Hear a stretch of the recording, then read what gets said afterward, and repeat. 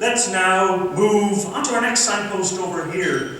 And the signpost is directing us to use appropriate humour. And let me take you to when I'm now at college, at Glasgow College of Nautical Studies. And I'm there to become a ship's marine engineering officer, a mechanical engineer, and I'm learning to roll my R's so I can communicate with everybody. And I really love my subjects, my engineering subjects. But there's one thing as an engineering officer on ships. If you ever are out in the middle of nowhere in the ocean and you have a ship breakdown and you don't have a spare part, you have to be able to make it. And so we did workshop training. We did gas welding, electric welding. We learned how to use lathes. We learned how to use milling machines, shapers and grinders, and built our creativity so we could handle all of these accidents. And one of my favourite ones was gas welding.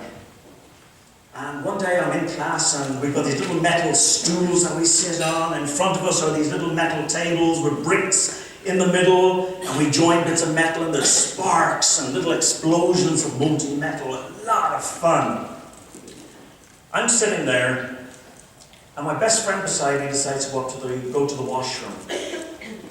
And when he was out of sight, I got my welding torch with a big blue flame on the front and I held it under his metal stool.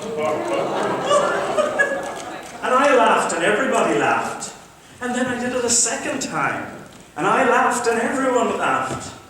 And then I did it a third time, and I noticed the center of the metal stool was cherry red. Too much. And then out of the corner of my eye, I noticed my best friend coming back, and I sat down and I pretended to weld while watching him out of the corner of my eye. He sat down, and then I saw a really unusual expression on his face. It was as if his brain was saying, "Something's wrong, work it out. Something's wrong, work it out. Something's wrong, work it out." The next minute, he's up and he's running and he's slapping his smoking butt. That little prank got me a one-way trip to the principal's office, and I really had a hard time convincing the principal that I wasn't really a bad person, that my mischief had just got out of the way. The point I want to make with this is a sense of humor is a really powerful thing. It's good to have at school, at college, at university, in the workplace, in the community, in your house. But you've got to learn that you don't cross over the railway tracks, don't cross over the line, because it can literally end your career.